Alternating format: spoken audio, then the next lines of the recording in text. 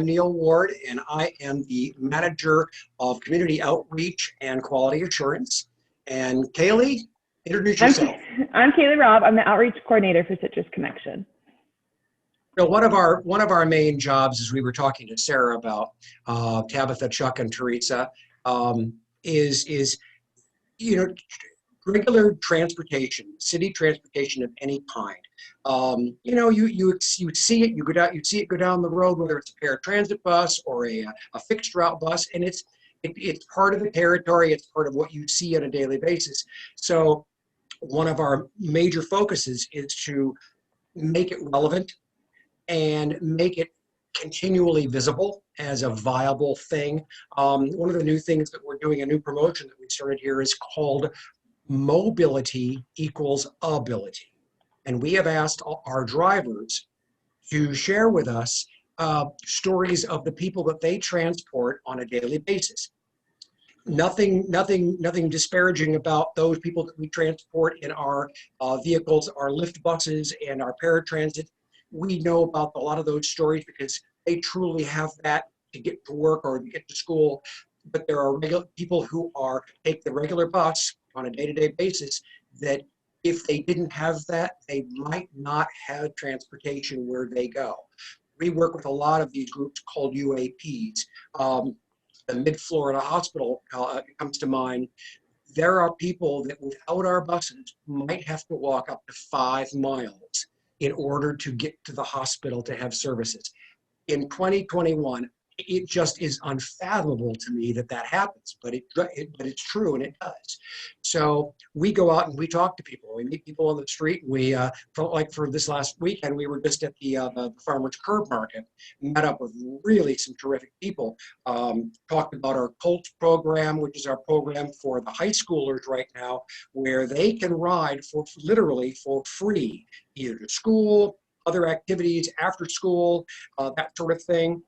That's an ongoing thing. We are now working with the school board and the principals to see if we can incorporate the middle schools into that, because they have just as much of a need. And there are certain areas of the segments of the county, the eastern side specifically, who require that even more. So we're working to get that move forward. Kaley, why don't you jump in and start talking about the road diet and South Florida Avenue and give them a touch of things that are going on that way. Definitely. So our Peach Line is our Dixieland shuttle, which is the road diet. It leaves our terminal, goes to Pine Street through Tennessee Avenue and goes all the way down to Eaglewood Drive. I'll be the first to admit, I don't know much about Lakeland. I'm from Winter Haven. So I just know some of the roads that it hits. But right now we have totaled 9,277 rides since April alone, which is when this Peach Line started, which is all because of the road diet. This is just our way of trying to get people to circulate and still get to be where they need to go instead of being on South Florida. So that's just a little bit about that. It's done a lot better than we expected, which we're really excited about. And even with COVID, the numbers were still up. So that's just the Peach Line. It's a great line, and we're happy to have it in our services. And just last week, we were able to receive 2 brand new coaches of smaller stature that allow us to get up and down where we need to get without as much difficulty as a regular a Gillig or one of those larger transit buses. So this really gives us a great opportunity. Definitely. And this line usually doesn't have one of the big buses, so it makes it even better because it can go down the smaller roads, get in and out instead of just, because it takes a little bit of space to turn around a 40-foot bus or a 30-foot bus. So this way, the littler buses can get in and out of places that people really need us. So. On to some of the other stuff. We have a huge expanse in our eastern area on eastern Polk County, basically around the 27 corridor. Martha Santiago, who is one of our board members, is a county commissioner out there, and so she's been very supportive of that. We now have, rather than basically just one bus going up and down 27, we have a hub. It's called Posner Park and Ride. This allows us to bring in all the buses that we have going to that particular area, and they're all fixed route. The first one, the one I'll talk about, is the 20X, and that does a circular that goes both southbound, or I said it says east and west, but it's usually south and north, and starts at Posner Park and goes down 27, goes to the Heart of Florida Hospital, which is an Advent hospital, and we've had good service there. We've had a lot of vets that go and use that particular service. Goes all the way down. It's Haines City. It's Davenport, goes back up 17, and goes back to Posner Park. So you have a lot of ability to get people back and forth. And there are a number of shelters up and down 27 on both the north and the south side, as well as some of our other hubs down in Haines City, as well as Davenport. So this really gives us an opportunity to deal with a lot more people. Secondly, we have a bus that goes northbound. It's called the 18X, and at least Posner Park goes north on 27 and goes all the way up to 192. There, it connects with a Lynx. So now we become multimodal, and we can transfer people from Polk County, go into Osceola and Orange County. Then our third piece is the 19X, and that is a direct transfer bus that goes from Posner to the Sunrail at Poinciana. That allows, of course, those people to get on that Sunrail and go all the way into Orlando and then beyond. And of course, as they are working on making the Sunrail continue on westbound to Tampa, that will give people even more opportunities to get on a rail and go very fast, and help us also keep I-4 a little, perhaps a tad bit less congested, as we all know that it is from time to time. So we have those things. Kaley, you want to touch a little bit on the things that we do with the ADA and some of the other things that we do with that? Yes, definitely. So the ADA program we have allows individuals to be picked up from the door by a small paratransit bus, and they just have to basically call into our call center and schedule their trips, and they will literally come to your door, pick you up.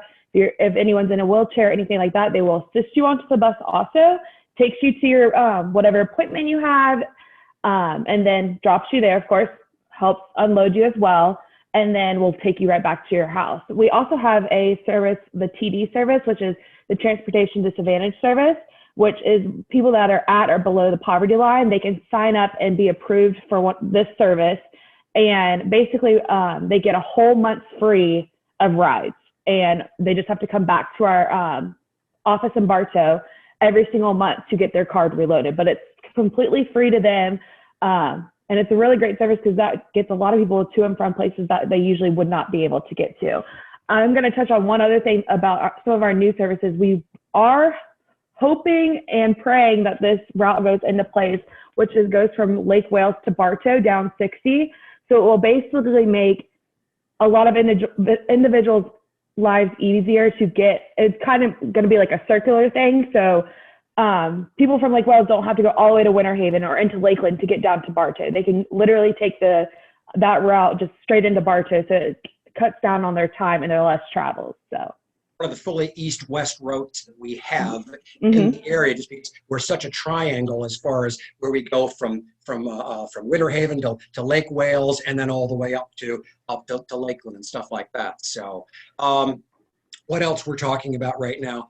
As I said, we're dealing with the ability for the mobility for mobility, and this just helps to, again, bring out the fact that we help those who might not have that opportunity to get on a bus, to be able to do that. So as leaders in the community, one of the things that we ask from you and everybody else that we talk to in a lot of our groups, like the Chamber of Commerce and the Kiwanis and the Rotaries, as you find, and you're going to find people that we don't have a chance to see because of the connections that you are able to make in the community. If you find there's a need, we ask that you share that with us so that we can help them do the things that they need to do. There may be pockets of people that we don't know about. We go out and deal with the TD, some of these schools that require the students who are perhaps getting into adulthood to be able to do what they need to do. We also deal with a lot of the senior citizen centers and the mobile home parks that deal in 55 pluses. Again, so because you are out there in areas that we don't always get out to, we also look for your assistance. So we would encourage you to get with Sarah, then get through to us so that we can at least make the headway and determine if those people can, avail themselves of our services. Any questions that anybody might have at this particular moment in time?